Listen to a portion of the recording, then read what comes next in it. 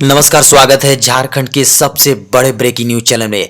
दोस्तों, अगर आप लॉकडाउन के दौरान बाहर झारखंड से कहीं फंसे हैं या झारखंड से कहीं बाहर फंसे हैं तो श्रम विभाग कंट्रोल रूम के नंबरों पर आप संपर्क कर सकते हैं। दोस्तों, व्हाट्सएप एवं टेक्स्ट मैसेज करने के लिए 5 नंबर हम आपको बता रहे हैं। जी हाँ, आप उसे नोट जरूर करें। पहला नंबर है 9431336472। दूसरा नंबर है 9470132591। तीसरा नंबर है 9431336427 9 और चौथा नंबर है 9431336398 और पांचवा नंबर है 9431336432। इसके अलावा जी हाँ, इस नंबर पर आप व्हाट्सएप या मैसेज के माध्यम से संपर्क कर सकते हैं। इसके अलावा कई ऐसे नंबर्स और जारी किए गए हैं जो आपको स्क्रीन पर दिखाए जा रहे हैं। सभी झारखंडवासी जो कोरोना वायरस महामारी की रोकथाम हेतु किए गए लॉकडाउन के कारण अन्य राज्यों में फंसे हुए हैं और अपने राज्य वापस आना चाहते हैं तो इस नंबर पर आप संपर्क कर सकते हैं। इसके अलावा आप ईमेल भी कर सकते हैं। ईमेल का पता है labhelpline.jhr@gmail.com। इसके अलावा वेबसाइट है जो झारखंड प्रवासी .in पर लिंक के माध्यम से आप खुद को रजिस्टर्ड करा सकते हैं। झारखंड सरकार की ओर से आपकी परेशानियों में यथासंभव सहायता पहुंचाई जाएगी। और इसके साथ एक अगली बड़ी खबर आ रही है। दोस्तों, पूरा वीडियो अंत तक जरूर देखिएगा और अपने दोस्तों को इस वीडियो को शेयर जरूर कीजिएगा। साथ में चैनल सब्सक्राइब आप कर लें। दोस्तों, मुख्यमंत्री हेमंत सोरेन ने कहा प्रवासी मजदूरों छात्रों के आ जाने तक लॉकडाउन लागू रहेगा। दोस्तों, प्रवासी मजदूरों और छात्रों को सुरक्षित उनके घर तक पहुंचाना झारखंड सरकार की सर्वोच्च प्राथमिकता है। इनका झारखंड आना शुरू भी हो गया है। जब तक ये सभी अपने सुरक्षित घरों तक नहीं पहुंच जाते तब तक दूसरे किसी भी छूट पर सरकार का ध्यान नहीं जा रहा है। अन्यथा न हम छूट देने वाले क्षेत्र पर ध्यान दे पाएंगे और न ही प्रवासियों पर ही। जबकि इसलिए मजदूर छात्र व अन्य सुरक्षित अपने घर तक नहीं पहुंच जाते तब तक झारखंड में लॉकडाउन यथावत रहेगा। उन्होंने यह भी कहा कि सरकार का स्पष्ट निर्णय है कि बाहर से आने वाले छात्रों और मजदूरों से कोई भी किराया नहीं लिया जाएगा। मुख्यमंत्री ने बताया कि बाहर से आने वाले मजदूरों को होम क्वारंटाइन में भेजने के साथ ही उन्हें 20 दिनों के अनाज का पैकेट दिया जा रहा है।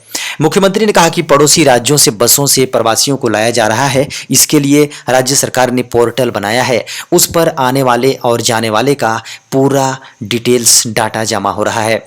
उसने आने वालों की संख्या बढ़ने पर बसों की भी संख्या बढ़ाई जाएगी। ऐसा नहीं है कि एक बस के जाने के बाद दूसरी नहीं जाएगी। सभी धैर्य रखें, सबको झारखंड सुरक्षित लाएगी सरकार। और इसके साथ बेहद महत्वपूर्ण खबर अपडेट हो रही है। दोस्तों, पूरा वीडियो जरूर अंत तक देखिएगा। जी हाँ, रामेश्वर उरांव ने कहा कि प्रवासी मजदूरों को वापस लौटने का सारा खर्च वहन करेगी कांग्रेस। जी हाँ, प्रदेश कांग्रेस के अध्यक्ष डॉक्टर रामेश्वर उरांव ने कहा कि दूसरे राज्यों में फंसे झारखंड के प्रवासी मजदूरों को वापस लौटने में कांग्रेस पार्टी मदद करेगी। मजदूरों के किराए की राशि पार्टी की ओर से उपलब्ध कराई जाएगी। कांग्रेस की राष्ट्रीय अध्यक्ष सोनिया गांधी ने फंसे प्रवासी कामगारों की घर वापसी के लिए खर्च वहन किए जाने को लेकर किए गए महत्वपूर्ण और ऐतिहासिक फैसला लिया है और इसके लिए प्रदेश कांग्रेस को आवश्यक निर्देश दिया है। प्रदेश कांग्रेस ने इसके लिए तैयारी शुरू कर दी है। प्रदेश अध्यक्ष डॉक्टर रामेश्वर उरांव ने सोमवार को यह बात जानकारी दी। डॉक्टर उरांव ने बताया कि मदद मांगने वाले सभी मजदूरों को उनके आने का किराया दिया जाएगा। यह राशि कैसे दी जाएगी, इसकी व्यवस्था की जा रही है। राज्य के सभी जिलों में कांग्रेस पार्टी का कंट्रोल रूम खोला गया है।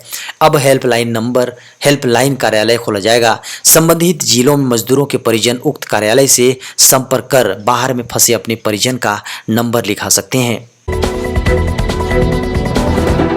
दोस्तों खबर है 31 मई को होने वाले एग्जाम सिविल सेवा प्रारंभिक परीक्षा टली। संघ लोक सेवा आयोग ने जारी किया है नया अपडेट।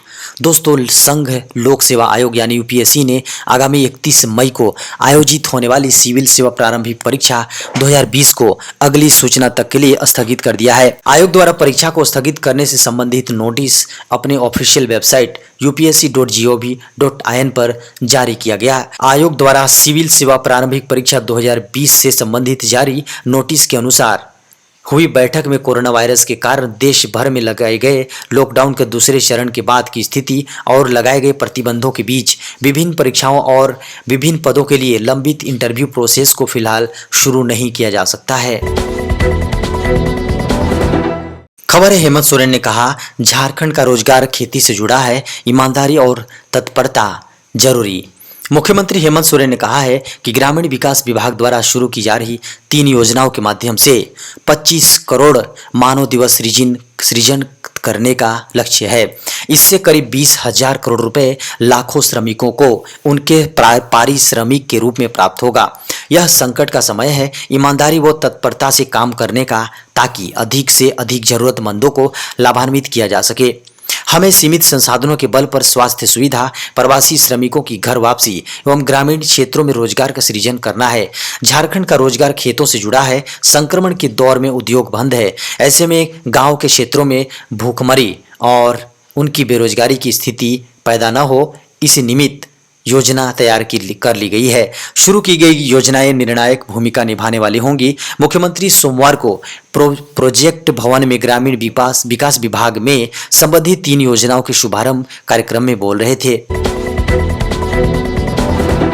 खबर है विदेश में फंसे भारतीयों को 7 मई से चरणबद्ध तरीके से वापस लाया जाएगा स्वदेश। दोस्तों विदेश में रह रहे भारतीयों को 7 मई से चरणबद्ध तरीके से वापस इंडिया लाया जाएगा। इसके लिए नागरिकों को भारतीय दूतावासों से संपर्क करना होगा। केंद्र सरकार ने कहा है कि भारतीय दूतावास और उच्च आयोग व्यथित भारतीय नागरिकों की एक सूची तैयार कर रहे हैं। यह सुविधा भुगतान आधार पर उपलब्ध कराई जाएगी। हवाई यात्रा के लिए गैर अनुसूचित वाणिज्यिक उड़ानों की व्यवस्था की जाएगी। भारत सरकार चरणबद्ध तरीके से दमदार आधार पर विदेशों में फंसे भारतीय नागरिकों की वापसी की सकुशल सुविधा प्रदान करेगी। यात्रा की सुव्यवस्था विमान और नौसेना के जहाजों द्वारा की जाएगी। मानक परिचालन प्रोटोकॉल इस संबंध में तैयार किया गया है। हालांकि नागरिक उड्डयन निदेशालय यानी डीजीसीए ने 17 मई तक विमानों के संचालन पर रोक लगा दी है। खबर है एलपीजी की डिमांड बढ़ी, लॉकडाउन से अप्रैल में पेट्रोल डीजल की मांग में भारी गिरावट। जी हां, बड़ी खबर है, देश में लॉकडाउन की वजह से अप्रैल महीने में ईंधन की मांग में भारी कमी आई है। लॉकडाउन के चलते आर्थिक गतिविधियों के थमने और गाड़ियों के बंद रहने से ईंधन की मांग में करीब 70% तक की गिरावट रही है। जी हां, हालांकि एलपीजी की मांग में इस दौरान 12% तक वृद्धि दर्ज की गई है। दोस्तों पेट्रोलियम उद्योग का कहना है कि पिछले 10 दिन के दौरान मांग बढ़ने के संकेत हैं। आपको बता दें कि सरकार ने नगर निगम सीमाओं के बाहर स्थित उद्योगों में कारोबारी गतिविधियां शुरू करने की अनुमति दी, जिसके बाद अप्रैल के अंत में ईंधन मांग बढ़ सकते हैं। हालांकि मई में इसमें और वृद्धि होने की संभावना है। सरकार ने लॉकडाउन के 4 मई से होने वाले तीसरे चरण में कुछ और गतिविधियों को शुरू करने की छूट दी है। खबर है झारखंड में खुदरा शराब विक्रेता संघ ने उत्पाद एवं मद्य निषेध मंत्री को पत्र लिखकर शराब की दुकान नहीं खोलने का आग्रह किया है। जी हां, संघ ने आशंका जताई है कि फिलहाल भीड़ संभावना पुलिस प्रशासन के लिए चुनौती। जी हां, भीड़ संभालना पुलिस प्रशासन के लिए चुनौती हो सकती है। ऐसे में शारीरिक दूरी का पालन नहीं हो सकेगा, जिससे कोरोना संकट के विरुद्ध चल रही लड़ाई कमजोर पड़ सकती है। गरीब परिवारों पर भी शराब का गंभीर प्रभाव पड़ेगा, क्योंकि लॉकडाउन में उनकी आर्थिक स्थिति खराब हो चुकी है और शराब की दुकान खुलने पर वे घर के सामान को बेचना शुरू कर देंगे। साथ ही ग्रीन व ऑरेंज जोन में अगर दुकानें खुलेंगी और रेड जोन में शराब की दुकानें नहीं खुलेंगी तो रोष हो सकता है। और इसी के साथ एक बेहद बड़ी खबरें अपडेट हो रही है।